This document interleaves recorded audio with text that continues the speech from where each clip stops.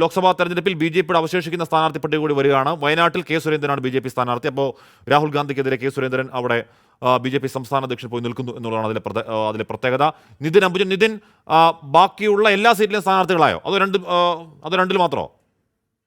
ഹാഷ്മി, കേരളത്തിൽ ഒഴിച്ചിട്ട് 4 സീറ്റുകളിലെയും സ്ഥാനാർത്ഥികളെ ഇപ്പോൾ BJP പ്രഖ്യാപിച്ചിരിക്കുകയാണ്. ഈ സ്ഥാനാർത്ഥി പട്ടികയിൽ ഏറ്റവും ശ്രദ്ധേയമായ ഒരു കാര്യം, വയനാട്ടിൽ രാഹുൽ ഗാന്ധിക്കെതിരെ BJPയുടെ സംസ്ഥാന അധ്യക്ഷൻ കെ സുരേന്ദ്രൻ സ്ഥാനാർത്ഥി എത്തുന്നു. നേരത്തെ കെ സുരേന്ദ്രൻ മത്സരരംഗത്ത് ഉണ്ടാകില്ല എന്നായിരുന്നു പ്രതീക്ഷിച്ചത്. പക്ഷേ വയനാട്ടിൽ വീണ്ടും രാഹുൽ ഗാന്ധി മത്സരരംഗത്തെത്തുന്നു. അതോടൊപ്പം തന്നെ ഇടതുമുന്നണിയും ദേശീയ നേതാവിനെ തന്നെ ഇറക്കി തന്നെയാണ് ഇത്തവണ കളത്തിലുള്ളത്. അതുകൊണ്ട് തന്നെ ഒരു പ്രധാനപ്പെട്ട നേതാവിനെ ഇറക്കാൻ തന്നെയായിരുന്നു BJP തീരുമാനിച്ചത്. അതിന്റെ ഭാഗമായി തന്നെയാണ് കെ സുരേന്ദ്രനെ ഇപ്പോൾ സ്ഥാനാർത്ഥിയായി പ്രഖ്യാപിച്ചിരിക്കുന്നത്. വയനാട് ഉൾപ്പെടെ ആലത്തൂർ, അതോടൊപ്പം തന്നെ എറണാകുളം, കൊല്ലം എന്നീ മണ്ഡലങ്ങളിലെ സ്ഥാനാർത്ഥികളും പ്രഖ്യാപിച്ചിട്ടുണ്ട്. ആലത്തൂരിൽ ഡോക്ടർ TN സരസു, അതോടൊപ്പം തന്നെ എറണാകുളത്ത് KS രാധാകൃഷ്ണൻ, കൊല്ലത്ത് G കൃഷ്ണകുമാർ എന്നിവരാണ് BJP നേരത്തെ ഒഴിച്ചിട്ട പട്ടികയിൽ ഇപ്പോൾ ഉൾപ്പെടുത്തിയിരിക്കുന്നത്.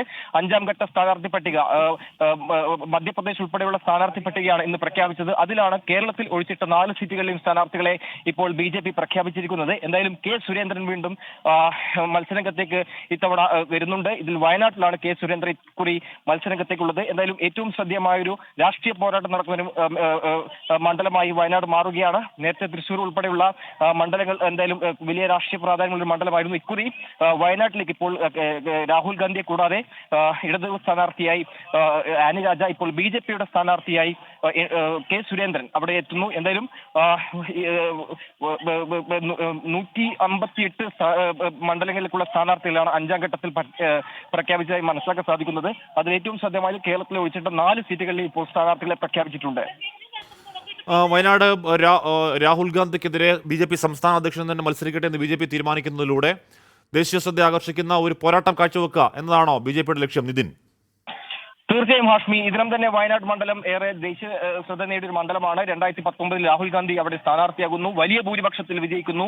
ഇക്കുറി ഇന്ത്യ സഖ്യത്തിന്റെ അടക്കം പല സംസ്ഥാനങ്ങളിലും മത്സരരംഗത്തുള്ളപ്പോൾ CPI ഒരു ദേശീയ നേതാവിനെ തന്നെയാണ് ഇടതുമുന്നണി ഇക്കുറി അവിടെ സ്ഥാനാർത്ഥിയായി ഇറക്കിയത്. അതോടൊപ്പം തന്നെ ഇപ്പോൾ BJP സ്ഥാനാർത്ഥിയായി കെ സുരേന്ദ്രൻ കൂടി രംഗത്ത് വരുമ്പോൾ സ്വാഭാവികമായിട്ടും വലിയ രാഷ്ട്രീയ പ്രാധാന്യമുള്ള ഒരു പോരാട്ടം തന്നെയാണ് ഇക്കുറി വയനാട്ടിൽ നടക്കുക എന്ന കാര്യത്തിൽ സംശയമില്ല. വലിയ തരത്തിലൊരു പ്രാധാന്യം ഇതിന് തന്നെ ദേശീയ രാഷ്ട്രീയത്തിലടക്കം അല്ലെങ്കിൽ ദേശീയ ശ്രദ്ധ നേടുന്ന ഒരു മണ്ഡലമായി വയനാട് മാറിയിട്ടുണ്ട്.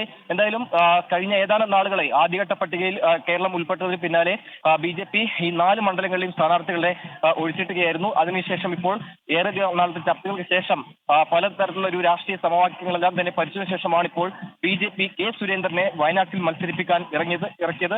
നേരത്തെ നമുക്കറിയാം, കെ സുരേന്ദ്രൻ തന്നെ വ്യക്തമാക്കിയിരുന്നു ഇക്കുറി മത്സരരംഗത്ത് ഉണ്ടാകില്ല എന്ന് വ്യക്തമാക്കിയിരുന്നു. ദേശീയ നേതൃത്വത്തിന്റെ ചർച്ചയിലും ആദ്യഘട്ടത്തിൽ കെ സുരേന്ദ്രന്റെ പേരുണ്ടായിരുന്നില്ല. പക്ഷേ വയനാട്ടിൽ രാഹുൽ ഗാന്ധി മത്സരിക്കുമ്പോൾ സ്വാഭാവികമായിട്ടും കരുത്തരായ ഒരു നേതാവിനെ തന്നെ ഇക്കുറി ഇറക്കണം എന്നൊരു തീരുമാനമാണ് BJP സ്വീകരിച്ചത്. അതിന്റെ ഭാഗമായി തന്നെയാണ് ഇപ്പോൾ കെ സുരേന്ദ്രനെ മത്സരരംഗത്ത് ഇറക്കാൻ ഇപ്പോൾ ദേശീയ നേതൃത്വം തീരുമാനിച്ചത്. എന്തായാലും ഇപ്പോൾ കെ സുരേന്ദ്രന്റെ സ്ഥാനാർത്ഥി പട്ടിക ഇപ്പോൾ എന്തായാലും പ്രഖ്യാപിച്ചിരിക്കുകയാണ്.